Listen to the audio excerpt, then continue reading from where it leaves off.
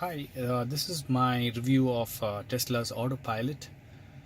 I live in Canada and I just wanted to give my opinion about using autopilot. This is one of the features that I had bought as part of buying this car, and I was quite confused as to whether I should buy this or not, but I decided I'll just go ahead and buy it. And What I've noticed is autopilot as such has two features here, or the auto steer and the auto lane change, and then you also have the traffic aware cruise control. So I think there's this feature for traffic aware cruise control. This is the feature that I really like the most. It's really good. I can't tell you how useful that feature is. It just lets you drive without pressing the accelerator or the brake. You can just steer and everything works so nicely. But the auto steer, not so great. Auto lane change, same thing, even though I see that as a feature, but I just don't see that working. Auto steer doesn't work in a lot of places. Even sometimes during when it's raining heavily, not that great. So I've been sort of having mixed feelings about autopilot. Here are my general comments. So one thing, when I use the auto steer, when it's available, or even I use the traffic aware cruise control, I tend to sleep, and I feel quite sleepy because I'm not quite engaged. Even though I'm steering, it almost feels like after maybe 20-30 minutes of driving, you think you're not that engaged in driving. Your brain sort of zones out. I think that's a danger. I find it relaxing to drive with autopilot, and then automatically what happens is that I feel sleepy trying to drive with the autopilot. So the other thing is, I constantly think, oh, I need to take control at any time. But the fact is, it is like a feature that you're not sure whether you need to have it or not have it. If you have it, you better be ready to take over control of the car. Then comes the question, then what if you need to take over at any point in time? Why do you need that control? Because you might as well be engaged fully. So I am not very happy with autopilot as such, as a cost of it. Here in Canada, it costs around close to $7,000, and I just don't see much value in this feature. The traffic aware cruise control, definitely I see it as a value.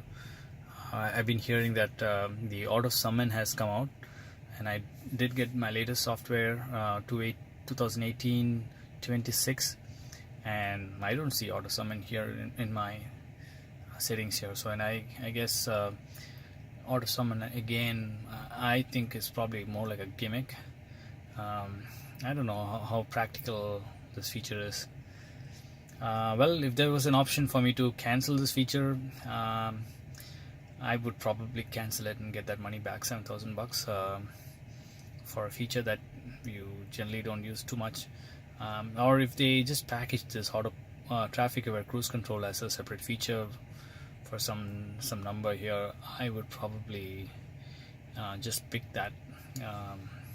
The auto steer, I just don't see it working properly. If it's using cameras, and I just see so many cases where even if you write one of the best softwares, there'll be some edge cases which the software may not know, and then again they ask you to take control of the car at any point in time. Then but then it's also asking you to let go control, which lets your brain think that let the car do the driving. Then what then naturally happens is you're not engaged in driving. So it is such an awkward feature. So I think until this full service driving if it comes. I think all these are the features for autopilot. I'm not sure it's going to be good. So I think I can see value in autopilot if you were doing long drives, especially if you have to go to 3 to 4 hours drive or 5 hours of driving. But one of the thing that I've been facing here on this long range Model 3 is that I primarily use it inside the city for driving, and I rarely want to take this out for any long drives, simply because there's not enough space in the car. The seat belt on the back is not that very great, especially for the two seats on the back, the left and the right. The seat belt just comes back close to your neck, and it is not very comfortable at all. So for long drives, I would rather take my old SUV. So there again, so if you are going to be taking some non-electric non-Tesla car for a long drive, you really don't need an autopilot. So anyway, these are just my comments. If you agree, disagree, leave your comments on this video.